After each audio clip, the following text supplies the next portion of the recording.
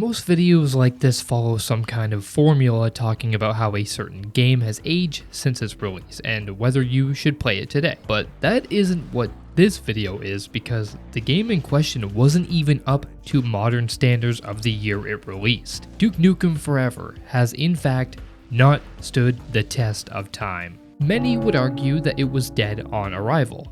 It was really a situation of a wolf in sheep's clothing, trying to be something that it clearly wasn't, which is modern. Despite its higher fidelity 3D environments, new engine, and gunplay, it fell way behind the competition, feeling like a game right out of the 90s, and I don't mean that in a good way. If I told you to pick between these two images and decipher which game came before the other, what would you choose? Halo 3 was released in 2007 and tramples Duke Nukem on every front. Halo 1 was released in 2001. And it has better gunplay, better mission structure, and better AI. Yeah, let that sink in for a second. So what the heck happened to Duke Nukem Forever, and why did its 2011 release window obliterate any chance this game had to be praised, even though it was slim? Well, stick around to find out, because we are going to be getting to the bottom of why this game is so bad in this video.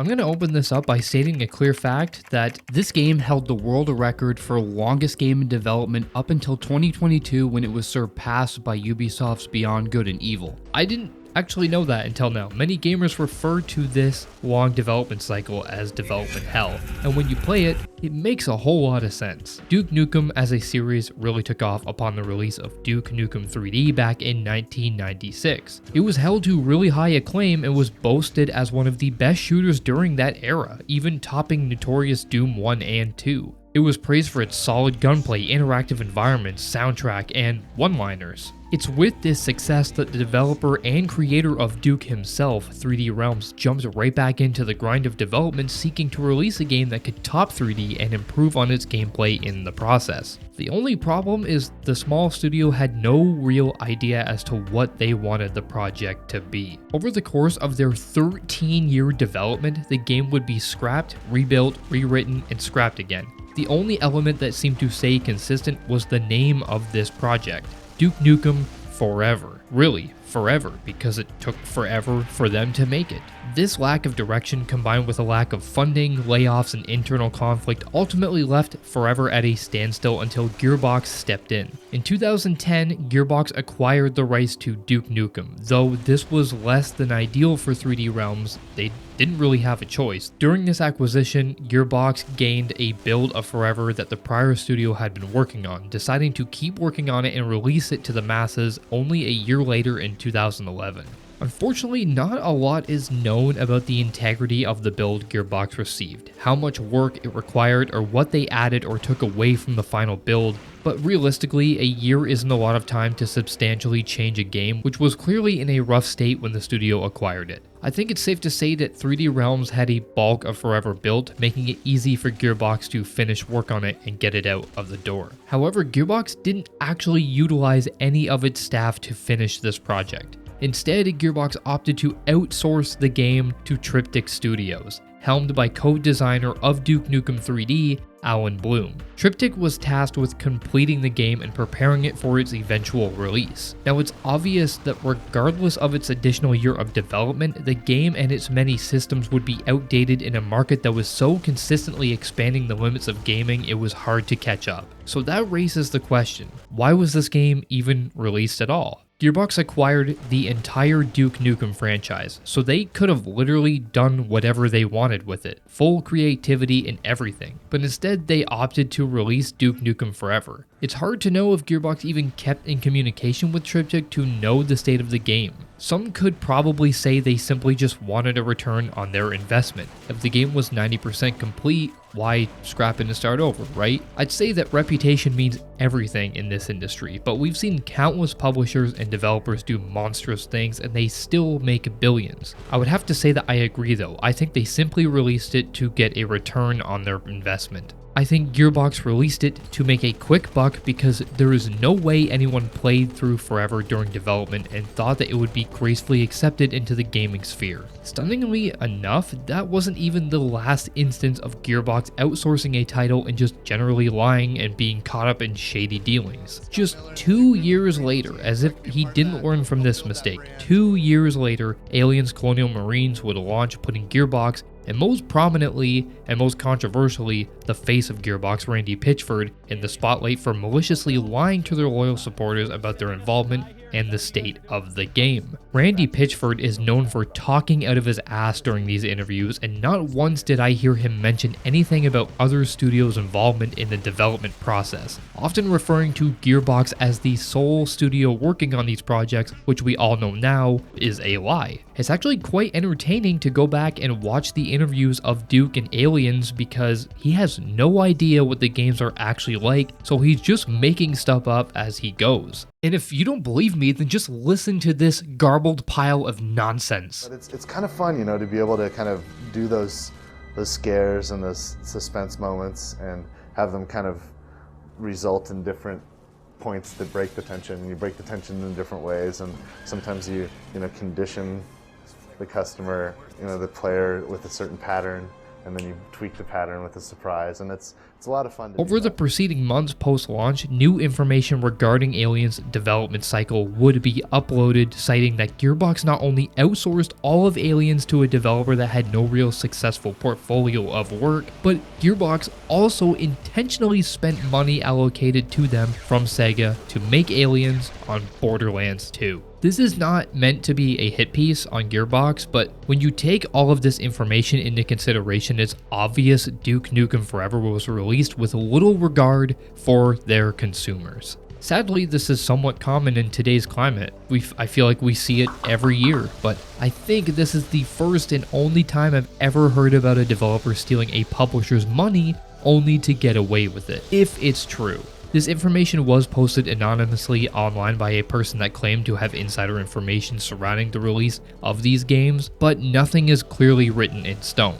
However, the lawsuits that followed Aliens' release did put Sega and Gearbox against each other when Gearbox refused to take any blame, thus putting all of the fault on Sega. Overall, it was just a huge mess. So a troubled development cycle and greed are the only reasons Duke was released the way it was. Naturally, its reception was incredibly underwhelming, and its 2011 release really didn't help its dated build. So honestly, I don't think a time would have arose that would have benefited the game's release in any way, shape, or form. 2011 was a year packed with stellar releases, and Duke Nukem Forever didn't hold a candle above his competition in any regard. The game is bluntly lacking any kind of uniqueness or passion in every possible area compared to its modern-day contemporaries, which were pushing first-person shooter genres to new heights. Unfortunately, Forever was so far behind in all of its fundamental departments that it made the game feel like a time capsule piece from a different era that was trying to fool people into thinking it was a modern game.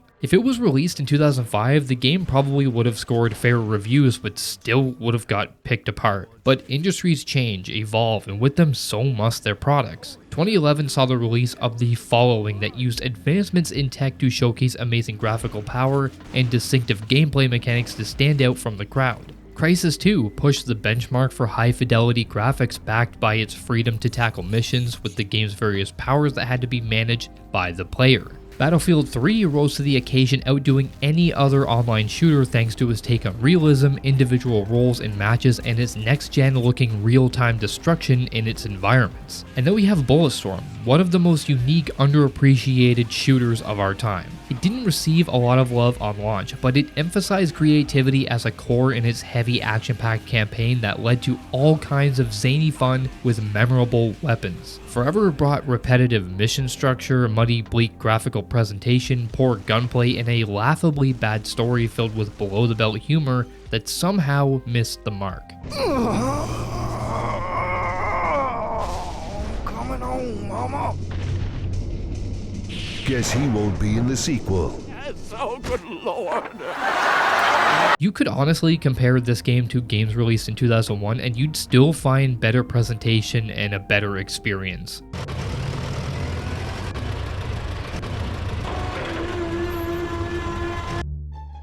James. Wait a minute. All of those aforementioned games offered something valuable to the player, something distinctive that would entice people to buy it. What did Duke Nukem have? It had the name. That's pretty much it. It's the only reason it found any solace amongst players, because those people grew up on Duke and wanted more.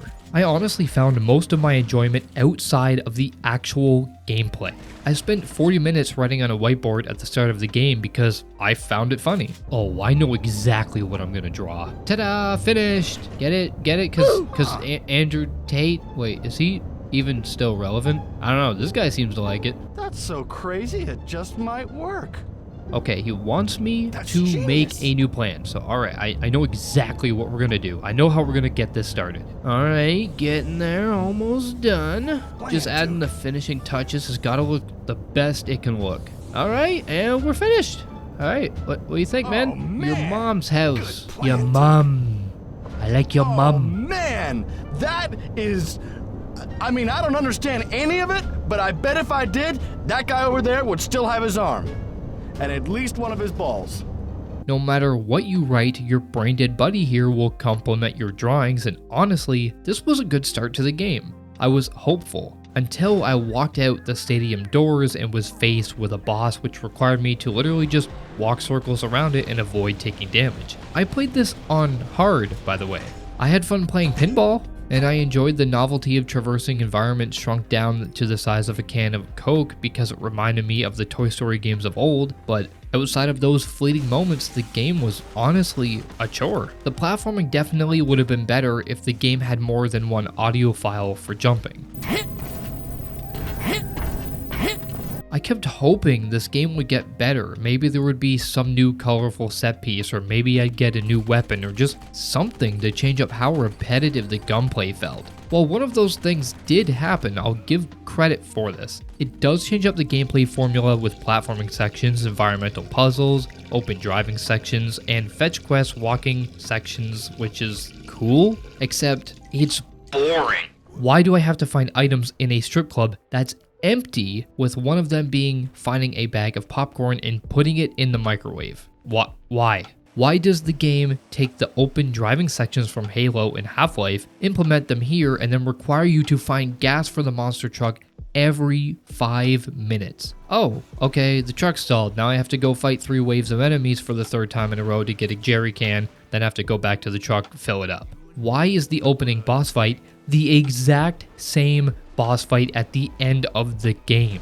I didn't even die once during the final boss fight on the hardest difficulty because all you need to do is literally walk back and forth and he can't hurt you. The bulk of the game is about shooting aliens, and to do this you need to utilize the game's varied arsenal of what I like to call WMDs, or Weapons of Mass Disappointment, because none of them have any feedback, punchy sound design, or power. Well, except the shotgun. But if you mess up a shotgun in a game, you should just leave game development, okay? Weirdly enough, when you compare it to the old games, this game takes a step back and it caps you with a 2-gun limit, which is inherently anti-Duke. But then, I guess so is the rest of the game, so I guess it works. Duke Nukem is supposed to be a one-man army, rising up against the forces of evil to vanquish his foes with macho power. Like Doom Guy, but he wants babes instead of to kill demons. But that Duke isn't here. Too bad he didn't want to wear that power armor. Power armor is for pussies.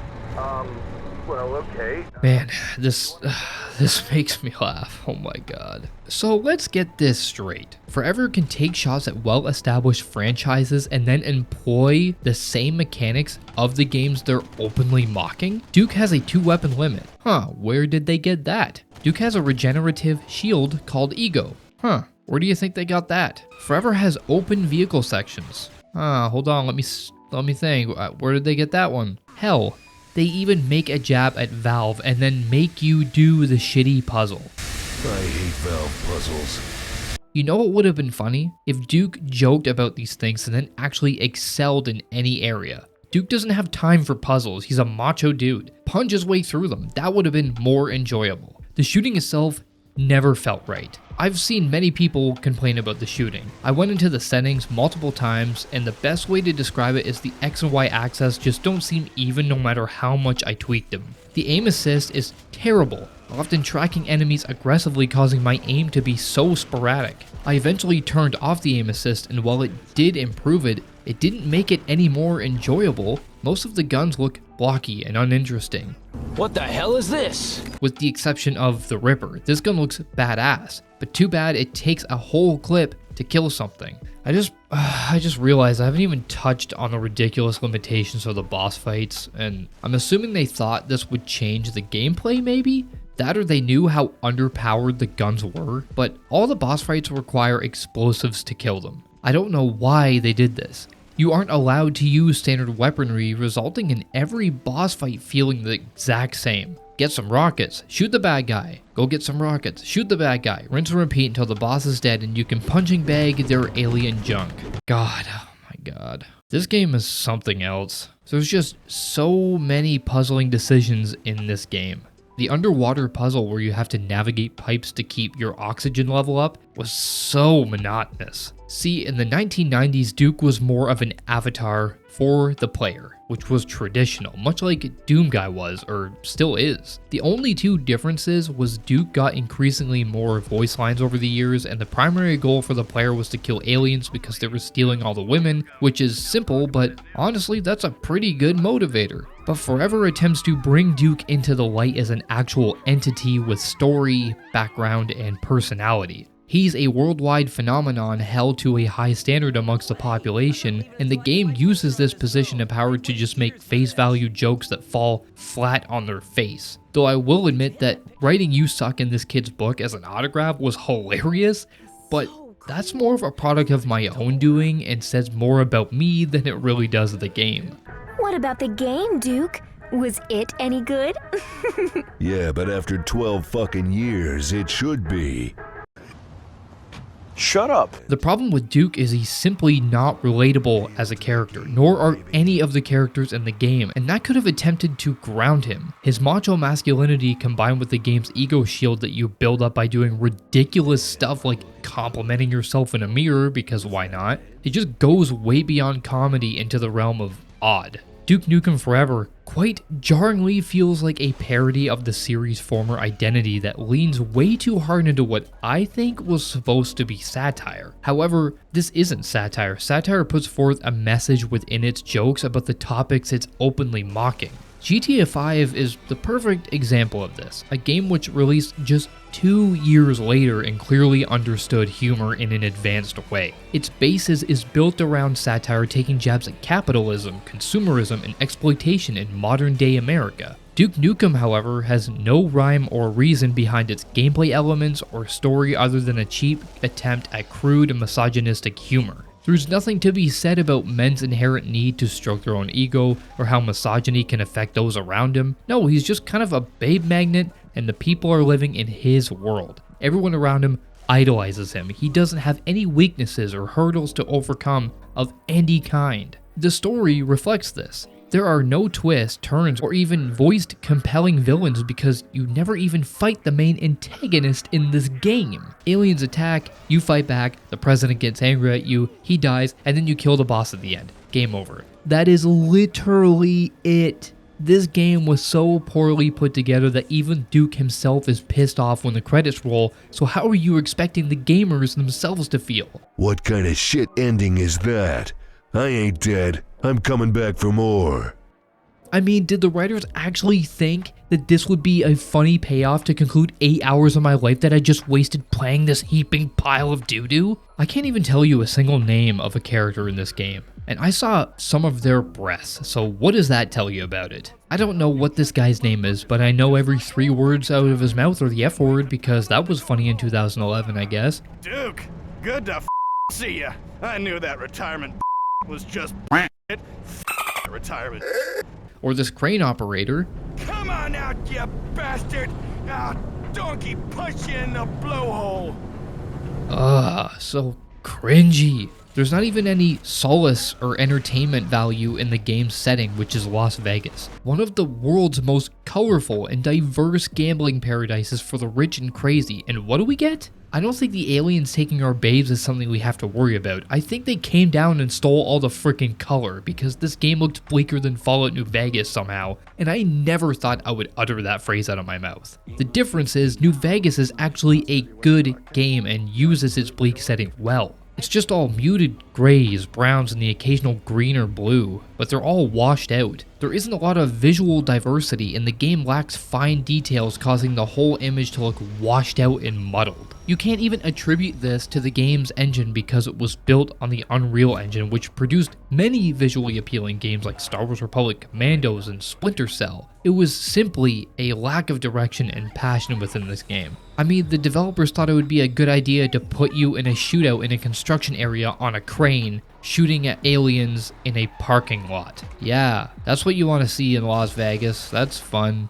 Look, Duke Nukem Forever sits in a sad pile of games you should never play. I can confidently say I have never played a game quite like it. It's actually quite unique in its underwhelmingly poor execution. It tries so hard and it got so far, but in the end, I don't think it really mattered. It has nothing that other games haven't done 100 times better, and I'm talking about games that came before Duke Nukem Forever. This was one of my worst purchases of all time, and it was a measly $5, and that's coming from someone who bought Cyberpunk at launch. So that's it for this video. Duke Nukem?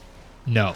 But subscribe to my channel? Yes. Thank you all for watching, and peace out.